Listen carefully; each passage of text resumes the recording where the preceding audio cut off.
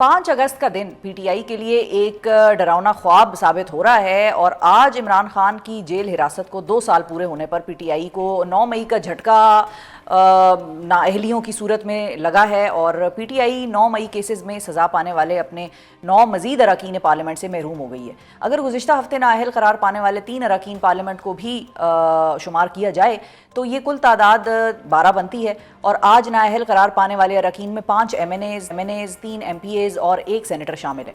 कौमी असम्बली में opposition leader Omar Ayub, पार्लिमानी लीडर जरताज गुल, राय हैदर अली खान, राय हसन नवाज और साहिबजादा हामिद रज़ा को इलेक्शन कमीशन ने नाअहल करार देते हुए उनकी नशिस्तों के खाली होने का नोटिफिकेशन जारी कर दिया है। और इसी तरह नाअहल करार होने वालों में senate opposition leader Shibli Faraz शामिल हैं, जबकि पंजाब असम्बली से जुनैद अफजल शाही, मोहम्मद अंसर इकबाल और राय मुर्तज़ा इकबाल को इलेक्शन कमीशन ने 9 मई सज़ाओं के तनाजुर में नाअहल करार दे दिया है। एहतजाज तो पीटीआई ने आज इमरान खान के जेल में 2 साल पूरे होने पर किया है, मगर अब लग यही रहा है कि पीटीआई को 3 अपोजिशन लीडर समेत 1 दर्जन पार्लियामेंटेरियंस के नाअहल करार पाने पर भी यौम एहतजाज मनाना पड़ेगा, जबकि 9 मई केसेस के मजीद फैसलों में भी इसी तरह की नाअहलियाँ मुतवक्के हैं। मामला यहीं ख़त्म नहीं हो रहा और अब पीटीआई अरकान को डीसीट करने की और वजूहात भी तलाश की जा रही हैं, जिसकी एक वाज़े मिसाल शेख वकास अकरम को ऐवान से मुसलसल 40 रोज़ तक गैर हाज़िरी पर डीसीट करने की तहरीक नून लीग की जानिब से आज ऐवान में पेश कर दी गई है। और स्पीकर कौमी असम्बली सरदार अयाज सादिक ने ये रूलिंग भी दी है कि अगर ये तहरीक मंजूर हो गई तो शेख साहब जो हैं वो अपनी असम्बली रुकनीत से महरूम हो जाएंगे। इसके साथ साथ आज ही ऐवान में हुकूमत ने अपोजिशन को 26वीं आईनी तरमीम पर मुज़ाकरात की पेशकश कर दी है। ये भी एक बड़ी सिग्निफिकेंट डेवलपमेंट है। वज़ीर क़ानून आज़म नज़ीर तारड़ साहब के बकौल पूरी दुनिया में जजेस की तैनातियों का जो तरीका है वो यही है और जैसे 26वीं आईनी तरमीम में वज़ा किया गया है। मगर इसके साथ इसके बावजूद अगर अपोजिशन ये समझती है कि इन तरामीम में मज़ीद कोई बेहतरी लाई जा सकती है तो आएँ इस पर बैठ कर हमारे साथ बात करें। इस सारी पेशरफ्त के तनाजुर में आज पीटीआई पेशावर और कोयटा समेत दीगर शहरों में एहतजाज करने और अपने सपोर्टर्स को बाहर निकालने में बहरहाल कामयाब ज़रूर दिखाई दे रही है, जबकि रेहाना डार साहिबा को सियालकोट में एहतजाज करने पर गिरफ़्तार किया गया है। वो मनाजिर कोई अच्छे नकूश नहीं छोड़ेंगे हमारी कौमी एक जो याददाश्त है उस पर। अब इस सवाल पर बहस जारी रहेगी कि ये नंबर कितना था, और वो कहते हैं ना हर बार एहतजाज होता है कोई तो उसके हवाले से एक मशहूर सवाल जो है मशहूर ज़माना कितने आदमी थे, तो ये कितने आदमी थे का मुअम्मा आज तक कभी किसी एहतजाज का हल ना हो पाया, लेकिन अंदाजे के मुताबिक बात की जा सकती है कि कितने थे, ज़्यादा थे कम थे, ये काबिल बहस है। और तमाम मुश्किलात के बावजूद पीटीआई का एहतजाजी शो कितना मुतासिर कुन था, ये भी एक अहम सवाल है जिस पर कि आज भी बात होगी और आने वाले दिनों में भी होती रहेगी। नाअहलियों के एक्स और आज के एहतजाजी पावर शो के बाद पीटीआई को आगे क्या नज़र आ रहा है और हुकूमत इस सारी सूरत हाल को कैसे देख रही है, इस पर बात करने के लिए हमारे साथ मौजूद हैं साबिक सूबाई वज़ीर ख़ज़ाना और आज पेशावर की रैली में भी भरपूर तरीके से शिरकत करने वाले पीटीआई के रहनुमा तैमूर सलीम जगड़ा साहब हमें ज्वाइन करेंगे। और हमारे साथ मेहमान जो स्टूडियो में मौजूद हैं वो है वज़ीर आज़म के कोऑर्डिनेटर बराए तिजारत और रहनुमा नून लीग राना एहसान अफजल साहब। अस्सलाम वालेकुम राना साहब। वालेकुम सलाम। थैंक यू सर, बहुत शुक्रिया आपने वक्त निकाला। कैसा था दिन आज हुकूमत का? ये हुकूमत तो अपने जो दीगर मामलात हैं उनको देखती रही है और कोई इतना हमें कोई ये लगा नहीं कि कोई जिस तरह कहा जा रहा था कि ये पीक होगा और क्लाइमेक्स होगा ये एहतजाज का, तो उस तरह नहीं नज़र आया। तो हुकूमत ने तो जो है वो कश्मीर के लिए सॉलिडारिटी का भी दिन मनाया मुकम्मल तौर पे और उसमें भी मसरूफ़ रही। तो मैं समझता हूँ कि जो जिस तरह का सरप्राइज़ एलिमेंट ये देना चाह रहे थे उस तरह का कोई जो है वो सरप्राइज़ हमें तो नहीं मिला। आप लोगों को एक्सपेक्टेड था कि क्या?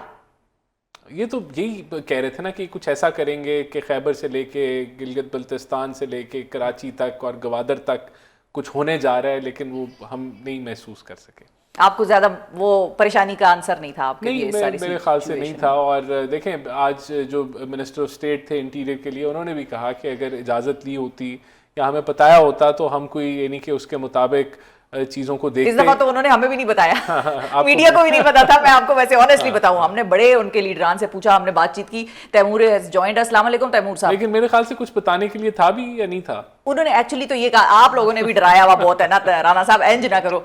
तैमूर साहब आपको आवाज आ रही है? अस्सलाम वालेकुम।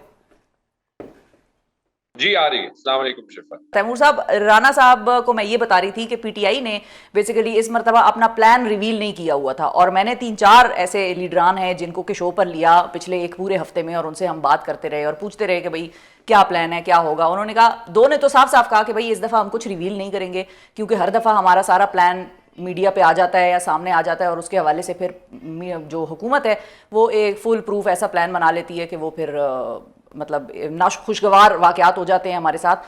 تو اس مرتبہ ہم کچھ ریویل نہیں کریں گے. آپ آج کی ریلی میں موجود تھے, ابھی میرا خیال ہے آپ نے کوئی جگہ ڈھونڈ کے ہمیں جوائن کیا ہے کسی جگہ سے. How was your experience? Peshawar کی کیا صورتحال رہی؟ آپ کے حلقے میں لوگوں کا کیا تھا؟ کیونکہ رانا صاحب یہ بھی کہہ رہے ہیں کہ ہمیں کوئی بہت زیادہ ایکٹیویٹی نظر نہیں آئی کہ جس طرح پی ٹی آئی کہتی تھی پشاور سے گوادر تک اور کراچی سے خیبر تک کا معاملہ ہوگا اور سڑکیں بھر جائیں گی. وہ کام نہیں ہوا, گورنمنٹ یہ کہہ رہی ہے. شفا, جو لوگ 100 ووٹ کو 10,000 بنا سکتے ہیں معذرت کے ساتھ, وہ جو کہیں یا وہ نہ کہیں, ان کی نہ پرواہ ہونی چاہیے, نہ کوئی خاص کریڈیبلٹی ان کی باتوں کی ہو سکتی ہے. خیبر پختونخوا اور باقی پاکستان میں تو سچویشن کافی مختلف ہے. خیبر پختونخوا میں تو ہم نے اعلان بھی کیا تھا, ہم نے آئیڈینٹیفائی بھی کیا تھا, سپاٹس بھی کی تھی, اور میرے خیال میں خیبر پختونخوا میں جو احتجاج یا کال رہی ہے اس نے 2 چیزیں ثابت کی. وہ کیا؟ ایک چیز تو اس نے یہ ثابت کی ہے کہ اگر باقی پاکستان میں آزادی نہیں ہے لوگوں کو سڑک پہ نکل کے اپنا ڈیموکریٹک رائٹ آف پروٹیسٹ استعمال کرنے کے لیے, تو خیبر پختونخوا میں تو ہے. تو خیبر پختونخوا نے سارے ملک کے لیے یہ تو ثابت کر دیا کہ یہ جتنا ہائیبریڈ لا, اتھارٹیرین لا, فارم 47 لا, ڈنڈا لا, جو لا بھی جس قانون کے تحت ان کے پاس اختیار ہے یا اختیار نہیں ہے, یہ لائیں. عمران خان یہاں اور یہاں یہ نہیں ہٹا سکتے. یہ خیبر پختونخوا میں بھی ثابت ہو گیا, یہ باقی پاکستان میں بھی ثابت ہو گیا. دوسری بات جو ثابت ہو گئی وہ یہ کہ بار بار دیکھیں گے جو ان کا بیانیہ ہوتا ہے, پی ٹی آئی پرامن نہیں ہے, پی ٹی آئی یہ نہیں ہے, وہ نہیں ہے. آپ نے دیکھ لیے خیبر پختونخوا میں کوئی ریسٹرکشن نہیں تھی, کہاں پہ بتائیں کوئی ایسے انسیڈنٹ ہوا ہو. میں صرف پوری ملک یہ جانتی ہے کہ یہ کیا کرتے ہیں, لیکن ایک بار پھر ذرا میں آرٹیکولیٹ کرنا چاہتا ہوں. ہاں ویسے تیمور صاحب اگر کے پی میں نہ کر پاتے آپ لوگ تو پھر وہ سرپرائز ہوتا. ویسے تو اٹ از اے گیون نا کہ خیبر پختونخوا میں آپ لوگوں کو احتجاج کرنا تو بائیں ہاتھ کا کھیل ہے. اگر نہ کر پاتے تو سوال ہوتا کہ بھائی کے پی میں کیوں نہیں کر پائے. ہاں, ایک چیز جو ہے وہ ثابت ہو گئی, ایک ٹیررسٹ ان کو مل گیا. ان کے جو ڈیفینیشن ہے ٹیررزم کا اس کے مطابق وہ تھی ایک 80 سالہ خاتون جنہوں نے خواجہ آصف کو الیکشن میں ہرایا تھا. نام ان کا ہے ریحانہ ڈار, اور جس بہادری سے انہوں نے جو ہے وہ اریسٹ کورٹ کی, ان کو شرم بھی آنی چاہیے اور ان کو کچھ سیکھنا بھی چاہیے. اچھا ہاں, اس پہ میں ذرا رانا صاحب کا لے لوں ٹیک کہ رانا صاحب ریحانہ ڈار صاحبہ تو سے واقعی یہ تو گرفتاری نہیں بنتی تھی میرا خیال ہے, لیکن یہ بات ضرور ہے کہ مختلف پاکستان کے شہروں میں آپ لوگوں نے دفعہ 144 لگائی ہوئی تھی. اس کے باوجود جہاں جہاں پر ہو سکا, جیسے چھوٹی بڑی rally, numbers are debatable of course, لیکن جہاں پر ہو سکا وہ نکلے. Why was particularly Rehana Dar arrested? مطلب مجھے کوئی اسپیسیفک کیس کا تو انفارمیشن نہیں ہے کہ ان کو کیوں گرفتار کیا گیا. میں نے دیکھیں بات یہ ہے مطلب آپ کو وہ ویژول دیکھ کے ذاتی طور پہ دیکھیں میں آپ کو بتاتا ہوں. دیکھیں بڑی سمپل سی بات ہے, اگر آپ نے احتجاج کرنا ہے, ریلی بھی نکالنی ہے, آپ نے کوئی جلسہ بھی کرنا ہے, تو آپ کو حکومت سے اجازت لینی ہے.